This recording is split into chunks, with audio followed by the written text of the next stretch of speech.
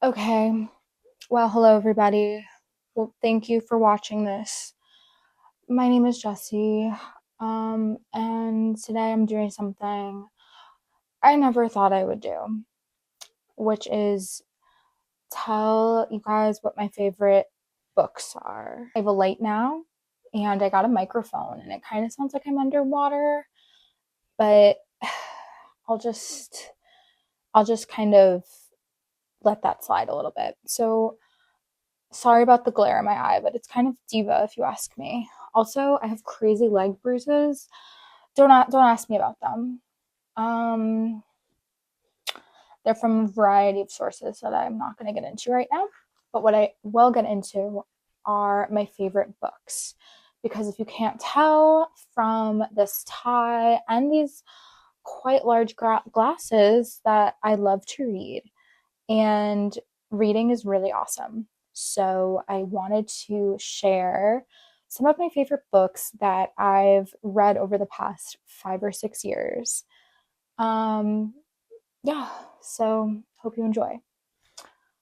Also, disclaimer, I don't have all of these books. I don't own them, but then some of them I do have, and then I forgot to grab them before I filmed and I just moved, so they're in my basement.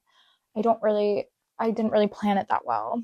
Um, but I'll put up a picture for the ones that I don't have. I'm also going off goodreads.com. I don't know if you guys are tapped into Goodreads, but I do have my 9 favorite books on here. Okay. So first off, I just think disclaimer, you guys should know that I love memoirs. As a gay person, it's basically like long form Wikipedia, personal life section. It's kind of the only type of book that I really can get into. I do have a few fiction choices on here, but I do struggle a lot with fiction just because I want to know the tea, I want to know gossip, and it's really annoying like reading books that are boring and have just like take for again the bruised knee, just take a really long time to get through. Um, so yeah, most of them are nonfiction, but yeah, I do have a few fiction in the group. I'm kind of serving. I just got these glasses from the thrift store. So I used to have a pair that I had when I was in 8th grade, but they broke. So I'm really glad I found these. I'm kind of on my Terry Richardson teas. Cancel though. We don't really want to talk about him. Also, the books are in no particular order besides my favorite one. And maybe it's my favorite because I'm currently re listening to it right now on audiobook and it's really, really good. But that's gonna be my final pick. And the rest are kind of just all sprinkled in there in like a randomized way. So, yeah, the first one I have on my Goodreads, it's Freak Unique by Pete Burns. This is my diva. He's on my Mount Rushmore. If gay people have a choice of who's on their Mount Rushmore, it's like their top 5 divas. Pete Burns is one of my top 5 divas. I read this book summer 2020. I was living at home and really had no life, but I got really into Celebrity Big Brother UK, specifically the season with Pete Burns, which is from 2006. That show to me, they were like my friends. They were my friends. They were my family. They were kind of everything. I got really into Pete Burns, and he's just a diva. Like, look at this face card.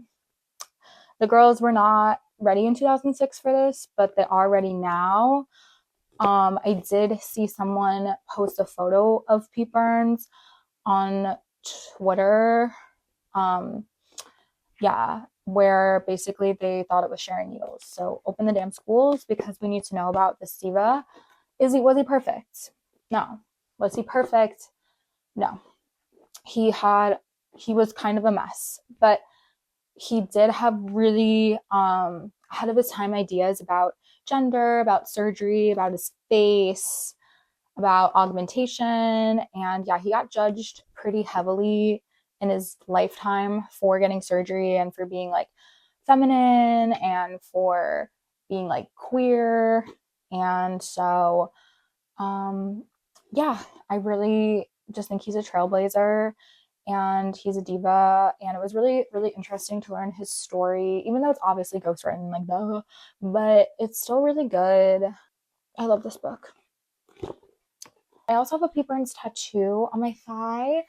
I'm not going to show it because it's too much effort, but I do have a Pete Burns portrait on my thigh. And I will say, it's very upsetting the amount of people who do not identify the portrait as Pete Burns. Because the photo of him from Celebrity Big Brother UK is an iconic photo of him smoking a cigarette on the couch, looking cunt as fuck. And no one in the US can recognize him. And you know who the only people who do is when I go to London. The London gays know him, the UK gays, and that really warms my heart. Maybe other European gays, I'll give you a pass. Perhaps you would know, but in the US, no one knows who my tattoo is. And it honestly, it hurts because it's just disturbing that y'all aren't tapped in, but it's very life affirming. When I was recently in London and gays recognized my tattoo. So I just had to kind of put that out there as well. Yeah. Okay. Next book, Mama, We Got Glitch Feminism by Legacy Russell. Yep. And she brings out Glitch Feminism by Legacy Russell. Okay, so this book is about cyberfeminism. I read it about 5 years ago as well, 5 or 6. And at the time, it was sort of like my introduction to glitch feminism, cyberfeminism type discourse. And it really made an impact with me. I really do connect with her theory, basically using glitching as a form of resistance. I did write my MFA thesis based off of this book. Yeah, I have my MFA eyes. Okay, I'm really smart because I wear glasses. I don't actually wear glasses, but I'm really smart. Okay, so I did reread it last summer. I reread for my thesis writing, my 20-page thesis paper that I wrote about glitching as a form of resistance. I think if I read it now, maybe it wouldn't have connected as much because I've read other texts that are related to that field. But as an introductory text for me, when I first encountered this book, it really made an impact. And yeah, she just has really cool and it's just a really cool way to frame glitching and to frame kind of the way that you can use a digital avatar or digital forms of expression to as a sort of interchangeability with your own IRL existence. But she doesn't use the term IRL. She uses the term AFK, away from keyboard, because she does not necessarily believe in the distinction between online and real life. So it was really cool to hear that be talked about. Yeah, I fucked with it. There's a lot of references and citations from other texts in here that I think I picked up on more the second time I read it when I had a bit more context. But regardless, cool artists and mentioned, and just cool other theories. So this one is one of my favorites. Up next we have another diva. She's not on my Mount Rushmore. I would say she is kind of if there's a group of the jury kind of on the side of the Mount Rushmore, she is part of it. She is a diva to me always. It's the meaning of Mariah Carey. This diva. I did also listen to this on audiobook. And she narrates it herself. It is really good. Also, not to dox myself, but Mariah Carey did go to my high school. So I do have a lot of personal connections with her. A lot of kids that I grew up with, their parents knew her, went to school with her, and she kind of had a bad reputation in my town, and which is really unfortunate because she experienced a lot of trauma and horrible kind of just experiences by the people in my town in the 80s, and I don't claim them. And also, I think it was just really awesome to hear her side of the story because it was talked about a lot growing up. And just in general, I really loved learning about her. Her whole lore is amazing. It's just really interesting to me beyond the sort of personal connection. Obviously, the whole saga with Tommy Mottola, I think I knew like bits and pieces, but then hearing about that from her own perspective, how she was basically kept prisoner in her home, and she had armed guards that he like hired to watch her all the time, and she wasn't allowed to leave the premises, and she wasn't allowed to go within like a 40-mile radius of their home. It just was really sad actually too to like hear that. And then that kind of made the whole like butterfly era even more significant because like, you know, knowing that she was able to escape that and then have her moment with Jared Jeter on the roof back in time tease. Yeah, I think I listened to this like 4 years ago or something, but it's just like, it's really good. It's a really good memoir, and her story is just really interesting. And my diva, you can't beat her. I just kind of wanted to take a brief intermission to talk about performative reading. It's something I'm really passionate about. I used to live in LA, but I'm sure that this phenomenon is happening all over the world as we speak. I love when people read performatively. It actually warms my heart. For example, I would go to this park in LA and you sit out on a blanket. Maybe if you live in LA, you know what I'm talking about. So you sit out on a blanket and I would bring a book because, again, real reader here, real reader here. I'd bring a blanket and read. So then I would also people watch, you know, kind of what you do at a park. So I'd people watch, and my favorite thing was when people had their books open to page one, and then that was it. Just open, like not even really reading, just kind of holding it. I love it. I literally live for it. It's so funny to me. And I'm like, yes, girl, open that Rick Rubin book you've had sitting there for 6 months. Open the fucking Big Swiss, My Year of Rest and Relaxation, whatever the fuck. Open that shit up, page one. Rip that shit up at the park. I love it. I live for it. I think it's really awesome. Like if you performative read to me, you're valid. You're basically you're basically reading at that point. So I love it. I live for it. Okay, sorry. What was I talking about? Oh yeah, walking through clear water. I have to read it. It's so I have to read off my phone. Walking through clear water in a pool painted black by Cookie Muir. I love this book. I'm sad I didn't bring it from the basement. It's literally in the box, but I do own it. I love it. I read this maybe like a few years ago as well. For those who don't know, Cookie Muir was part of the Dreamlanders. Don't kill me if I got that wrong. People who were in John Waters films in the 70s. She was from Baltimore. She lived a very interesting bohemian life in the 70s and 80s before she unfortunately passed away from AIDS, which is really sad.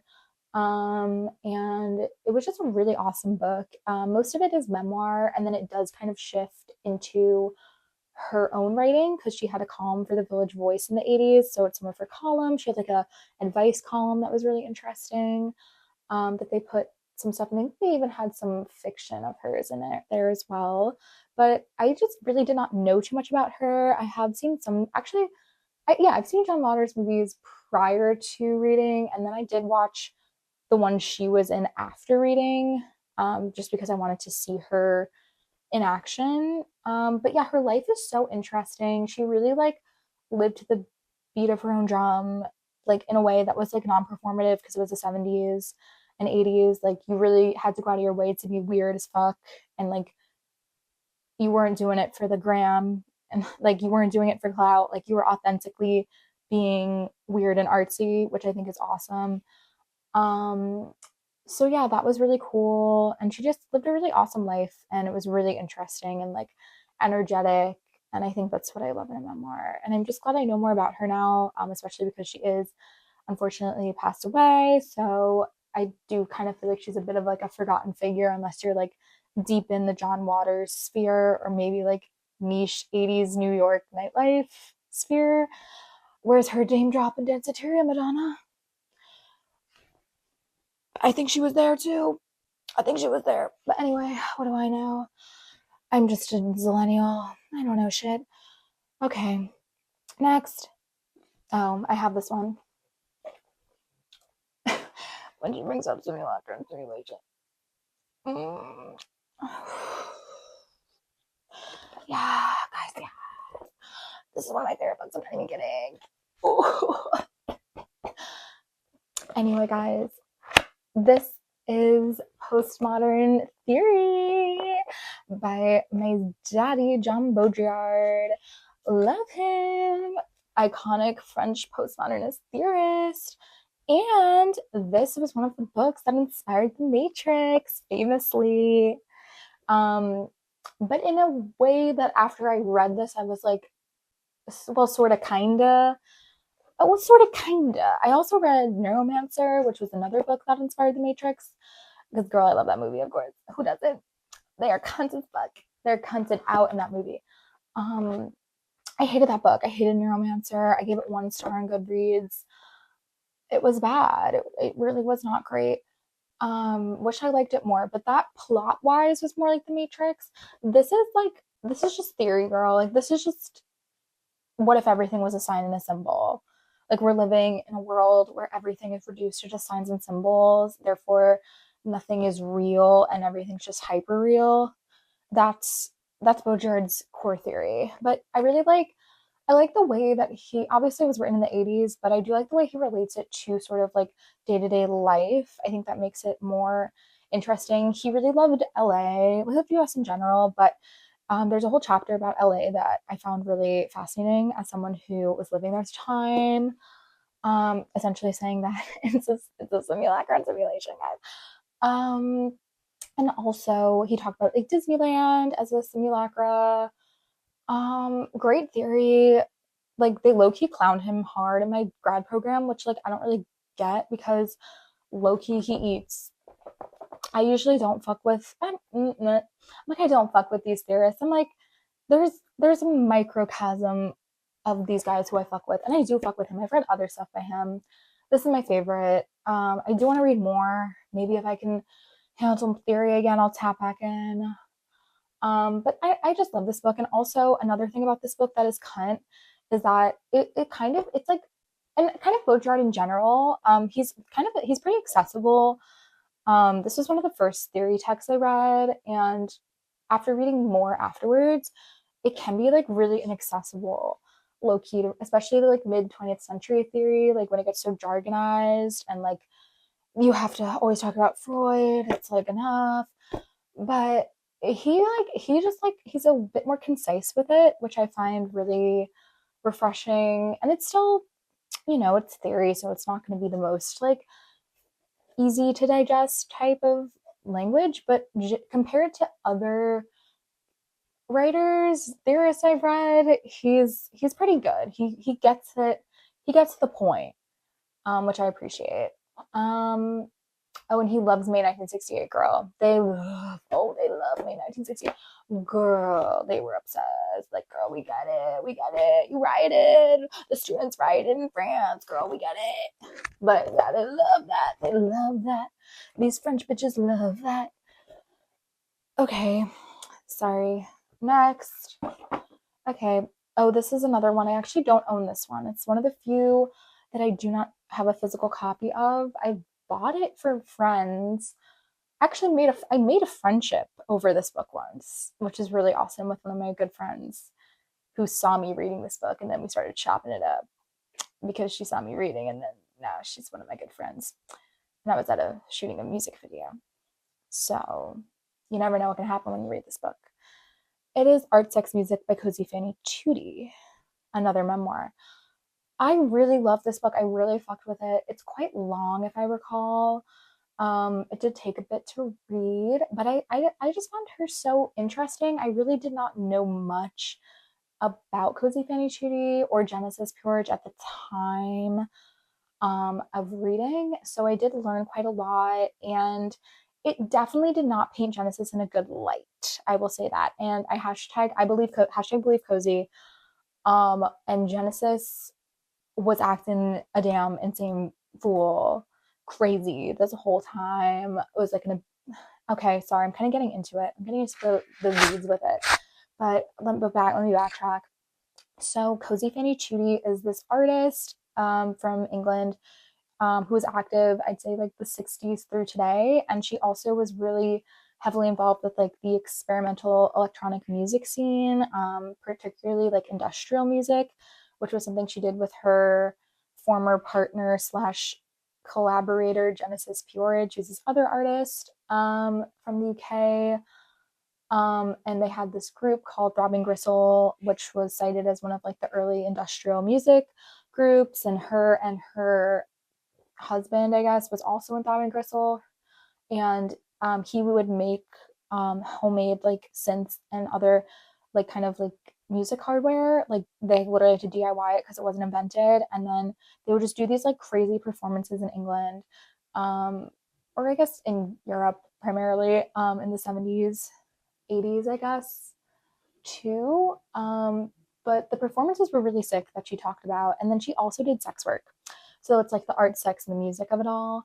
But she kind of had her like sex work persona, and she would do all the sex work, and then she would like make the sex work into her art, and then show that at galleries in England. And then there was one she talked about in the book where literally police had to come because it was like obscene, and like she almost got like arrested, or like it was this big thing that the gallery was showing her sex work as art and showing like her nudes and shit, like literally groundbreaking shit for the 70s, you know. And she was out there at ground zero, and she kind of always took like a backseat to Genesis. Like Genesis really is cited as like the like founder of industrial music, or like sort of cited as it as the founder, but Cozy was there too. Cozy was there too, guys.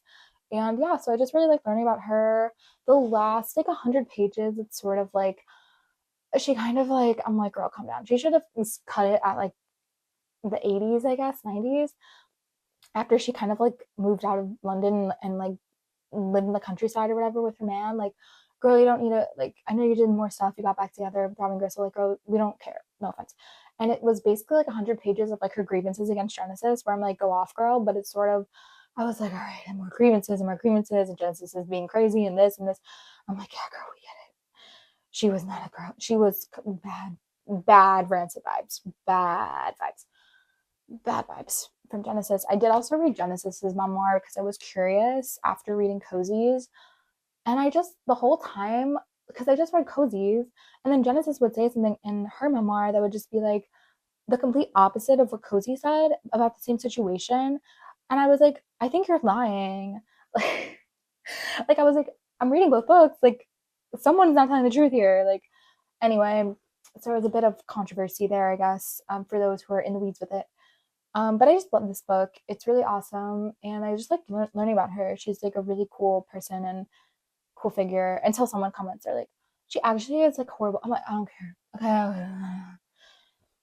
To me, it was cool. I don't know anything else about her really beyond the book and my own research, but whatever. Okay, up next, The Story of the Eye by my sister, George Bataille. He's my sister because, get this, we are born exactly 100 years apart to the day. He's September 10th, 1897. I'm September 10th, 1997. So I think I'm the reincarnation of this man, this crazy guy. He's crazy. So what is this book about? This book is about, it's one of the few fiction, guys. We've reached the fiction section of our day. It's like 80 pages, 89 pages. It is an erotica. It is a novella. I can't really describe this book. I guess I'll put my Goodreads review in. So manic and feral and unhinged, but in the best way possible. Also kind of like downloading the Wicked Whims mod for your Sims and leaving them to their own devices. It's crazy.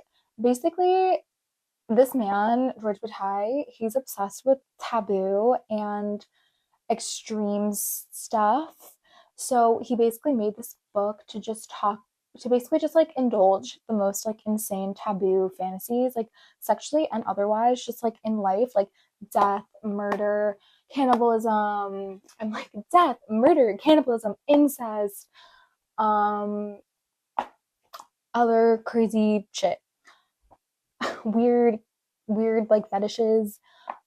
He loved that. He lived for that. Also, it was written in like 1924, the 20s. It was written in the 20s, so he was getting freaky with it in the 1920s in a crazy way. He really liked Marquis de Sade. That was his guy. Um, so they love that crazy shit. I just love this book. I love it. It was just like 100 miles an hour and just kept getting faster the whole time, which is the type of book I like to read, especially if it's fiction, like keeps me engaged. It's also really short, so I like can do it. And just the 100 miles an hour of Crazy Town, I live for that. I live for the Crazy Town. Also, according to Reddit, this is one of Bjork's favorite books. I didn't know that when I read it, but afterwards I said, oh, it's one of Bjork's favorite books, allegedly, according to Reddit. So that was pretty awesome. Pretty awesome. This one I also own, but I forgot it in my basement.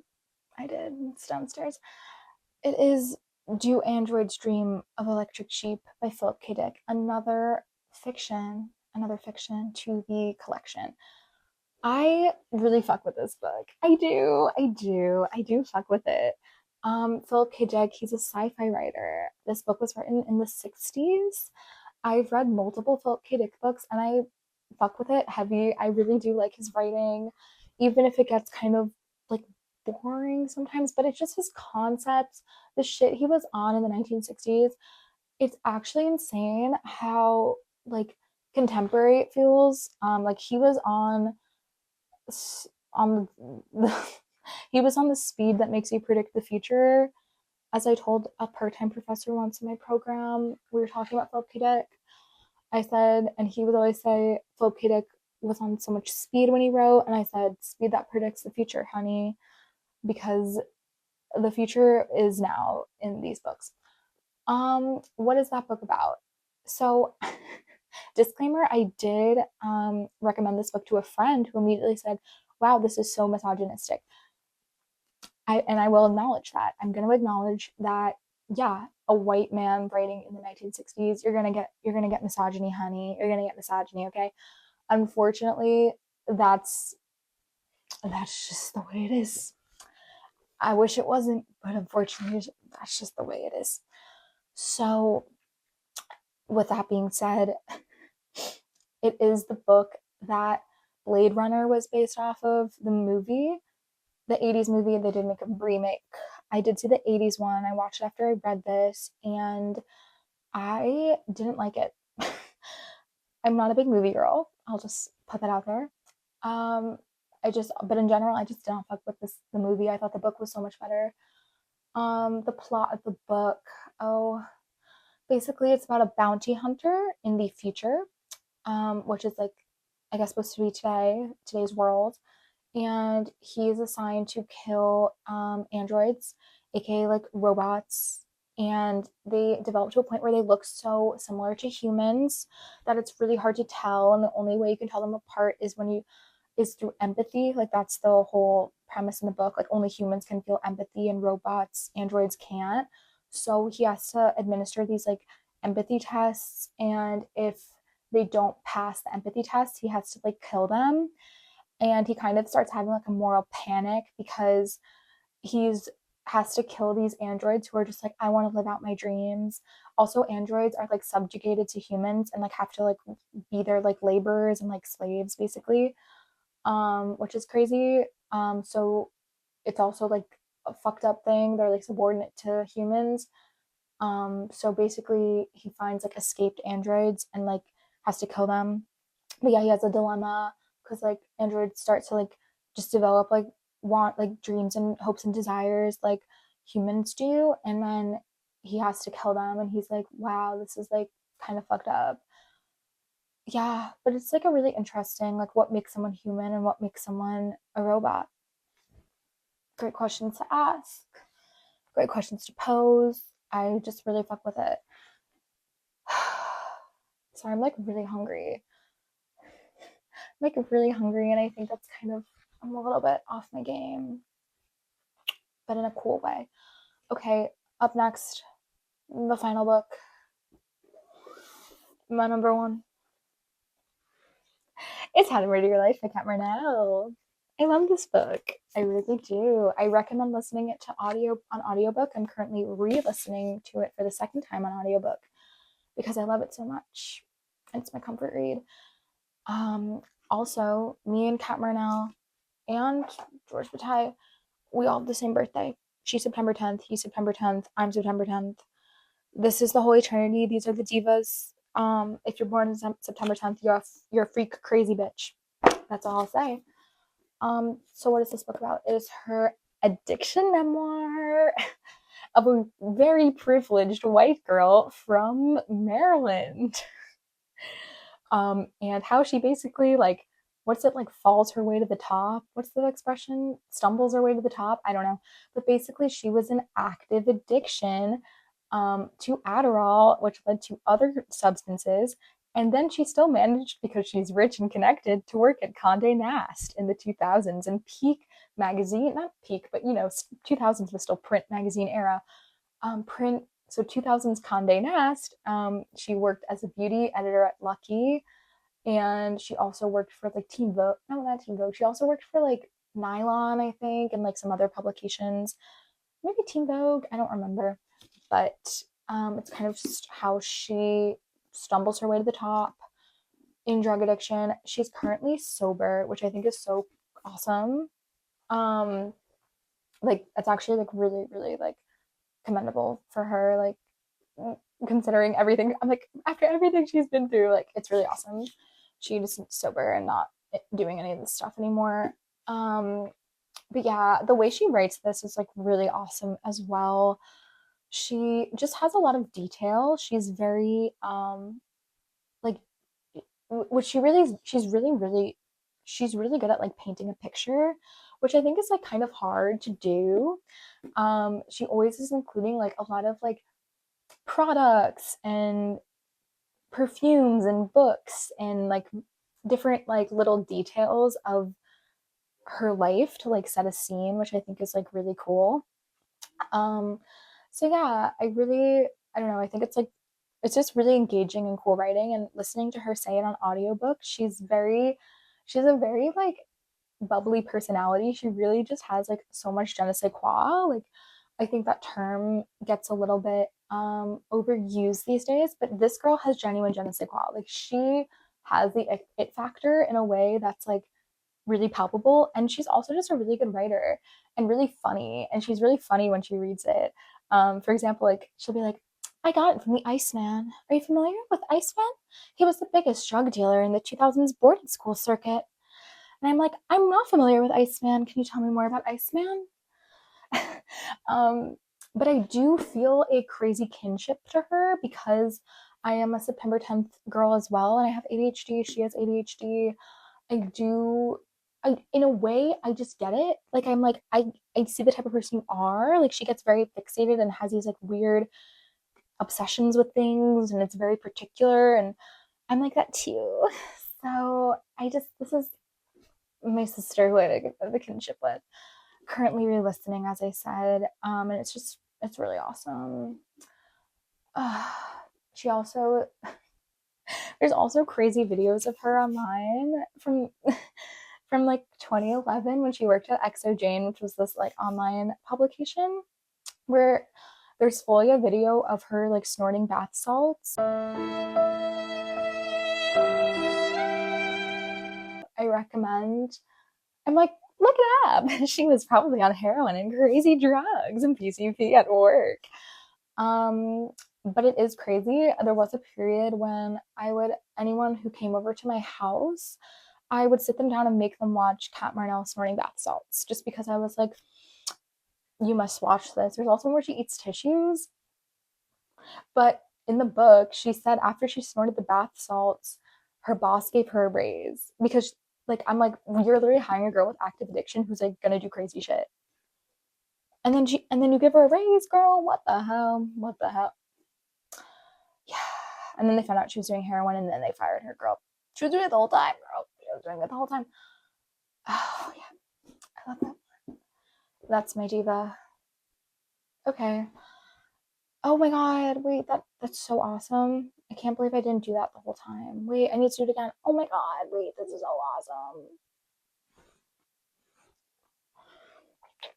Hearts.